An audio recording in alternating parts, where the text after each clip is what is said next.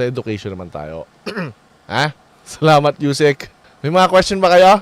Almost 19 million junior, senior high graduates in 2024 can't read PSA. Bad news. April 30 lang to, oh. Bad news, guys.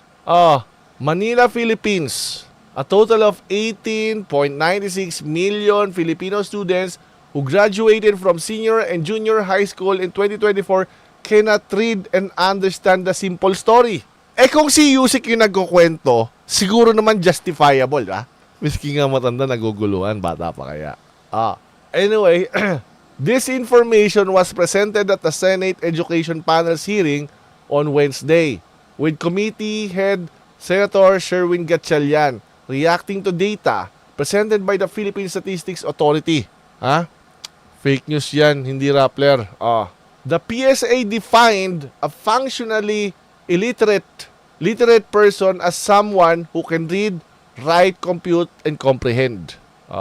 If you look at the 2024 figure, there are 18 million students who the PSA detected that are senior high school graduates and junior high school graduates but are not functionally literate. Alam mo, I disagree that they cannot understand the story. Okay? Like reading comprehension, I don't agree with that. Maybe the structure, the sentence, or the way it's written or is hindi sila sanay. Bakit? What's my proof? They actually chat sa Messenger. Nagmamaritesan sila dun. They can understand the story. So there's a gap between the story you're talking about and the story they're talking about. Get it? Because if they actually comprehend yung usapan nila, then wala tayong problema sa comprehension technically. Logically speaking, there's no problem there. Parang reduced price of rice by up to 7 pesos ba yan? Parang ganun. In relation sa topic, may pinost ako sa one Discord. Relation sa topic ng? Ito. Gusto natin syempre babaan yung grade na yun. Ano? Gusto natin syempre babaan yung grade na yun. Kasi hindi dapat hadlang ang grade para magkaroon ng sa education na, di ba kasi ang susi sa education, Ano ba teacher ba yun? success is education. Paano mo naman maintindihan yan? Sige nga, maintindihan nyo ba yung sinabi niya? Sige nga tayo, magkalinawan tayo. Hindi sa comprehension sa teacher siguro. Ito natin na. Gusto natin syempre babaan yung grade na yun. Babaan natin ang grade na yon. Kasi hindi dapat hadlang Hindi dapat hadlang ang grade para ang grade magkaroon ng para magkaroon ng sa education na, di ba kasi ang susi susi sa Hindi kaya normal yung mga bata. Siguro naman normal na hindi nila maintindihan yan, right? Sabi kasi si FPRD, 75 lang sapat na. Siguro naman, justifiable naman na hindi maintindihan kung ganito yun, di ba? Success is education. Nakapag-aral ka. Para may diploma ka, para may susi ka na makapagtrabaho na maayos. Di ba? Tama po ba? So maganda, gusto natin, mababa yung grade system na yan para mas madami makapag-aral ng mga bata. Makapagtrabaho na maayos. Di ba? Tama po ba? So maganda, gusto natin, mababa yung grade system Mababa yung grading system? na yan para mas madami makapag-aral ng mga bata. Puso, hindi ko nga naiintindihan. Matanda na ako Ibaba yung grading system para mas marami makapag-aral na bata. Alam mo dati, nung panahon namin, mababa nga yung grading system Kasi yung pinakamataas sa amin, 90, 93, di ba? Anong kinalaman na mababang grade system? Imbis na itaas ang standards, ibaba. Ayan, Teacher Mark. Ano yan? Babaan ng standard? Ganon, Say the magic word, Sir Kayo. No, sorry, dude. I'm trying to change, Okay? Don't. Not today, Satan. Not today, Satan! Not today, Satan. Okay? I'm trying to change. You guys have to help me, Don't push me. Help me. Dapat grading system. Siguro naman justifiable yung batang hindi makakaintindi sa sinabi niya, right? Okay po ba yun? Hindi okay yun. Hindi lang na makaintindi ng English sa waba na agad ng comprehension. Exactly. Kaya I disagree with that. Why? Because people na kayang i-comprehend yung English are actually exposed to the language. It's not actually the comprehension, it is the language. Kasi nga, yung mga magtutropang yung mga barkada niyan, nagkukwento yan, nagmamaritesan yan. They can actually comprehend the story, right? It's not the comprehension. I disagree with that. It's about the exposure to the language. Ikaw ba naman, panoorin mo, puro anime na Japanese. Diba? Huy, alam mo ba? Si yung crush mo. May kasamang chicks. Wala na. Pag-examine mo yung mga kanon ng Tagalog, di ba? Very familiar. Huy, alam mo ba? Tama, super agree ako kayo. Kung hindi naman nag-i-English sa school, paano nila gagawin nila? Exactly. It's not about the comprehension. They can comprehend. Kasi they can comprehend the story na kinukwento sa kanila kausap nila, right? It's not the comprehension, it's the language. Kung may issue na you are very articulate with one language and then hindi mo maintindihan, then okay. You have a point na it's the comprehension. Dito na-expose kami sa mga bagong terms kaya natututo kami. Correct. Ano yun kayo? Is that language barrier? Yeah, it is. It's about the quality of the curriculum they are feeding. Not only that. Okay, this is the bad news, okay?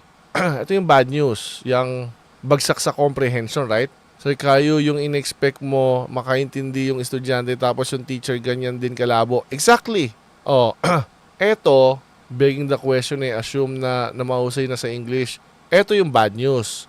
Eto naman yung good news. Siyempre, may good news, bad news tayo. Good news, bad news tayong format Okay? May nanggaya nga DJ daw yun Si DJ Byron. No? Very original. Anyway, ito yung good news. Ito yung good news, guys. DepEd to train students in critical thinking. Angara says. Hey! Wow, ang ganda mo. Pero bakit pag nagsalita ka parang may script na galing sa totohanan? Ate Clara, uso ba sa'yo ang makeup ng katotohanan? Naka-filter ng bibig, puro admin na pinapanigan. Fact check daw pero di mo binabanggit ang buo. Kalahating kwento tapos ang ending panig sa idolo. May lista ka pa ng fake news kuno, pero di mo ma-point yung ano. Ito yung good news. Ito yung good news, guys. Let's read. Oh, really? DepEd to train students in critical thinking. Angara says. Yun, may sign of life. Ito. Manila, Philippines. Sunod na yung logic. Dapat nga mauna yan Guys, ang critical thinking is mas higher sa logic. Guys, come on. Baliktad nga Dapat mauna yung logic. Bakit? Because ang critical thinking is higher than logic. Critical thinking is about analysis na. Logic is just the structure. Dapat nga logic muna bago critical thinking. Manila, Philippines. To address functional illiteracy among Filipino students, the Department of Education, DepEd, logic is the tool. Education, DepEd has shifted its focus on training learners to become critical thinkers instead of teaching them to memorize in school. Wow. Wow, ang ganda mo. Pero bakit pag nagsalita ka parang may script na galing sa totohanan? Ulitin natin. The Department of Education has shifted its focus to training learners to become critical thinkers instead of teaching them to memorize in school. Wow, ang ganda mo. Pero bakit pag nagsalita ka parang may script na galing sa totohanan? Ate Clara, uso ba sa'yo ang makeup ng katotohanan? Naka-filter ng bibig, puro admin na pinapanigan. Fact check daw pero di mo binabanggit ang buo. Kalahating kwento tapos ang ending panig sa idolo. May lista ka pa ng... Let's go! Pwede mo mag-volunteer dyan. Kahit dito lang sa school dito sa amin, I'll do it for free. Kailangan ko lang ng authority na magturo doon ng basic logic sa mga elementary. DepEd, Angara, let's do an experiment. I'll volunteer. Dito sa school malapit sa amin. I'll teach kids basic logic. After they learn how to read, we teach them logic. Pwede yan, Sir Kayo. Lapit ka sa school principal. Hindi, dapat maganda yung may Angara May Angara backer. Kailangan mo lang ng ng hour kung kailangan doon, then alam nilang turuan mo sila, right? No, yung mga teacher ang turuan mo. No, ayoko mahirap turuan ni matanda, guys. Guys. Gusto ko rekta bata. Ano to? I'm interested din kung ano yung... Alam mo, gusto ko magkaroon ng comparison na etong school na to, walang subject ng logic. And yung school na to, meron, right? Hindi, school na to, wala. Kasi ito, meron. Tingnan natin kung mag-excel ba yung... Itatrack natin yung mga estudyanteng yun. Itatrack natin yung mga estudyanteng yun kung saan sila pupunta. Okay? And then pag-track natin, doon natin malalaman na etong mga to, itong batch na to, nahuli ba o nakapag-catch up? Right? You can teach old dogs new tricks. No new tricks. Comparison case study. Correct, di ba? Gawa ka lang educational channel kayo at papalabas sa schools. Wow, makapasok nga. So kayo, bakit kapag narinig ko ako sa, nakikinig ako sa iyo at kay Atty. Liban, pakiramdam na may matutunan ako. Pag kay Claire, parang tingin niya, nanonood tanga. Empirical test, right? Di ba? Tingnan nyo yung mga galing sa community natin naka-clear. Ang palaya na. Makipag-coordinate sa ACT, teachers. Baka kaya mong gawang paraan yan, Bro Rosel's dad. Malakas kapit mo dito sa Cavite. Yeah. Tuturuan mo lang sila kung paano mag-reason. Tsaka kasi ang gusto kong gawin is Socratic method. Sir Caio, ano ba dapat mauna? Logic or critical thinking? Logic. Logic is the structure eh. Parang formula, parang ganito siya, ano ba dapat mauna? Knowing the formula or solving problems? Of course the formula. You should know the formula before you can solve the problems. The formula is logic. Solution is critical thinking. Come on, dude. Cause and effect like dumb ways to die. Come on. Like kita kay Angara, gawin ka sekretary niya. Hindi naman siya ituturuan ko eh. Yung mga bata dito lang, tamad ako, dito na yung gusto ko. Dito lang sa school na to. Effective naman yung teachings ni Kuya Caio sa anak namin. Yun nga lang, minsan, sinasabi namin na, don't do that, that's for stupid people. Grabe ka naman, perfecto. Pamilya ng perfecto naman to. Sobra. Tuloy. Pero yung sa pag-seminar ko, sabay na po yung logic at sa critical thinking po. Ay, matanda ka na kasi. The move comes a day after the Philippine Statistics Authority revealed during a Senate hearing that nearly 19 million senior and junior high school graduates in 2024 are considered functionally literate, which means they struggle to comprehend the simple story. DepEd Secretary Sani Angara on Thursday said he would address this concern by intensifying the department's interventions, starting from remedial and literacy programs to more effective use of data in each school. We also deepened our teaching and assessment methods. Instead of memorization, this is nice. We are shaping students to become critical thinkers and have 21st century skills. Pragmatist, guys! In short, Senator Angara is training the students to be pragmatist. Woo! Wow, ang ganda mo. Pero bakit pag nagsalita ka parang may script na galing sa totohanan? Ate Claire, uso ba sa'yo ang makeup ng katotohanan? Naka-filter ang bibig, puro admin na pinapanigan. Fact check daw pero di mo binabanggit ang buo. Kalahating kwento tapos ang ending panig sa idolo. May lista ka pa ng fake news kuno, pero di mo ma-point kung anong linya do. Kuya Caio, natandaan mo yung sinabi ko na there will be a time na mag-reach na ang teaching mo sa mga bata. Ito na ata. Gusto ko nga testingin as a philosophical inquiry. I'm a pragmatist inquiry. I like to see pragma kid, yo.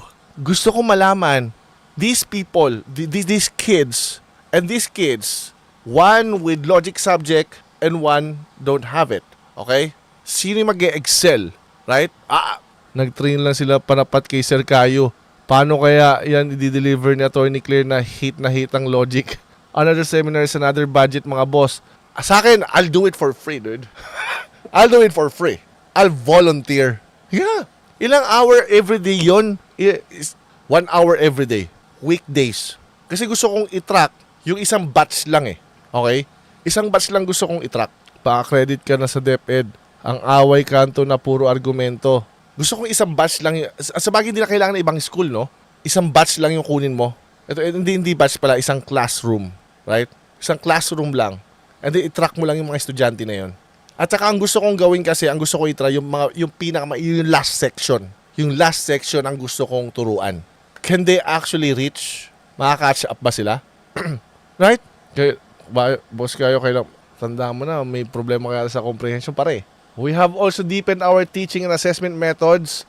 Instead of memorization, we are shaping students to become critical thinkers and have 21st century skills. Angara said in Filipino in a statement. Angara said in Filipino in a statement. Oh, why is it in quote if it's not the verbatim shit? Angara said in Filipino in a statement. I'm confused. Why is it in quote? Kayo hindi ba tinuturo yan sa mga English subjects for comprehension sa high school? Hindi mo kayang ituro ang comprehension. Unang-una, you need to be exposed in the language. Gawa na ng server si Champs for Pragma. Imagine usapan ng mga bata, sabi nga ni Aurelius. Naalala niyo sabi ni Socrates? Nagsimula yung quotes sa we. Oo nga. Hindi ko gets yung point mo, Paps Chulo. He also emphasized that DepEd is actively working to correct the past and prepare every child for a stronger future. Ensuring that every Filipino learner is functionally literate is a commitment we owe to our constituents. Pero, Senator Angara, we have a problem there. You don't teach critical thinking. You expose them on problems. Pero you can teach them logic, basic logic. Kasi ang ginagawa natin is nilalagay natin sa nilalagay natin sa college level yung logic eh. Pero in history, after the kids learn how to read, the next thing na they learn is logic. As the Romans, as the Greeks. Pang-college na kasi symbolic logic. Hindi symbolic logic, basic nga lang eh. Mga basic inference. If P then Q, P therefore Q. If si teacher is mataba, then si teacher ay matakaw. Si teacher ay mataba, therefore si teacher ay matakaw. Yehey! Ang galing-galing mo, Robert. O, di ba? O, paano naman, kids? Kapag hindi naman siya matakaw, di hindi po siya mataba. Ang galing! Di ba? Ang galing mo naman, Robert. Na-sort of questioning po kasi yan. Gagi, di ba? O, sige. Ano pa? Isip pa tayo. Paano pagpasok mo sa classroom? Walang tao.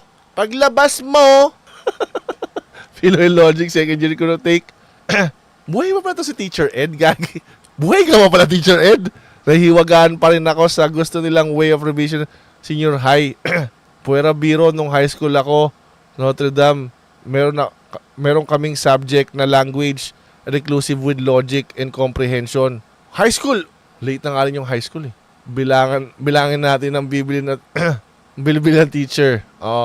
Pag ang palay naging bigas, may pumayo.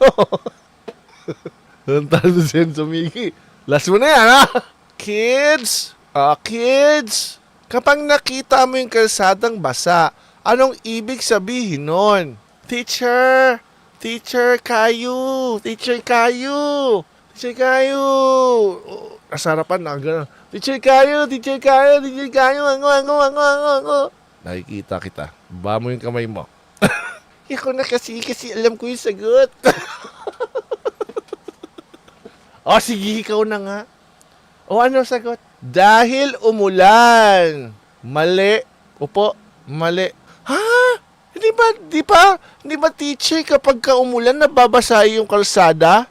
Kapag umulan nababasa yung kalsada, tama yun. Pero hindi ibig sabihin basa yung kalsada is umulan na kagad. Think, Maria. Think. Yan ba yung tinuturo sa'yo ng mga magulang mo? Bukas patawag mo yung mga magulang mo, ha? Ayan. Sir, ma'am. Tinuruan niyo ho ba to kapag basa yung kalsada, ibig sabihin umulan? O bakit, sir? Tama naman yun, ha? Ulan lang ba ang pwedeng explanation kung bakit basa yung kalsada? Ay, hindi nga, no. Oo nga, no. Parang hindi nga, no. Atin ho kayo sa next ano namin, ha? Medyo Miguel na lasing, sir, kayo.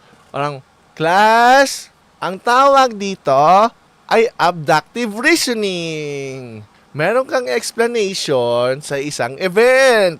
Pero hindi ibig sabihin ng explanation mo ay tama na. Bakit? Bakit, Roberto?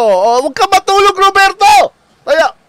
Bakit Bakit sa abductive reasoning ay yung explanation mo sa isang event ay hindi sure? Kasi hindi mo nakita? Kasi hindi mo nakita?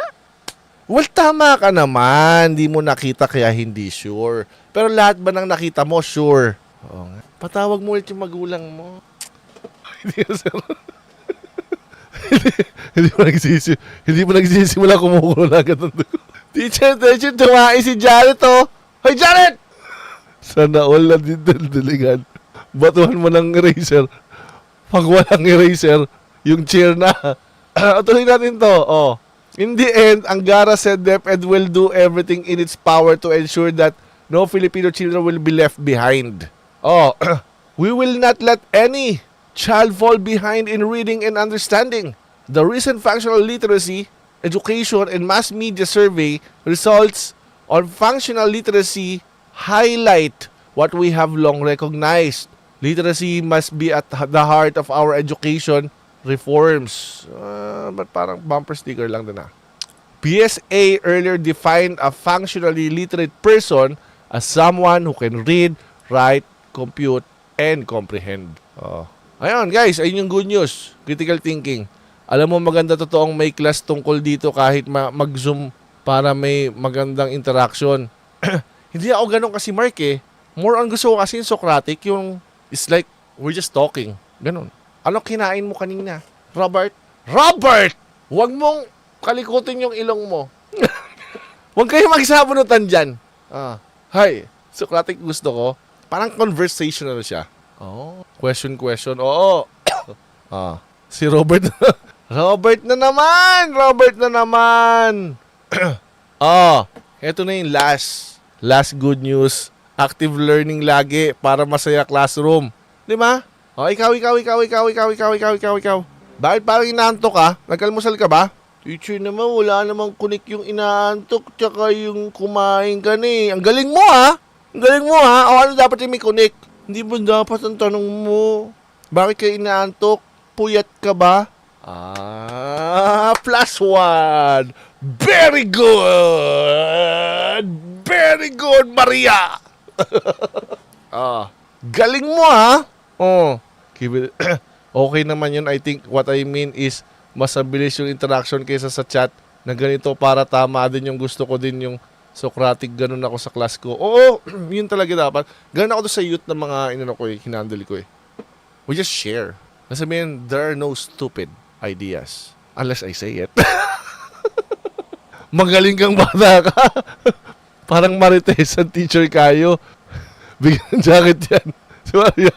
Buti pa si Maria, very good. Si Clara, hindi. Hoy Clara, ano na namang propaganda yan sinusulat mo? Ba't ang hilig mo sa hammer and sickle? Ha? Teacher, kasi farmers po yung pamilya ko eh. O, saan yung hammer? Ginagamit po nila dun sa ano ng kabayo. Clara!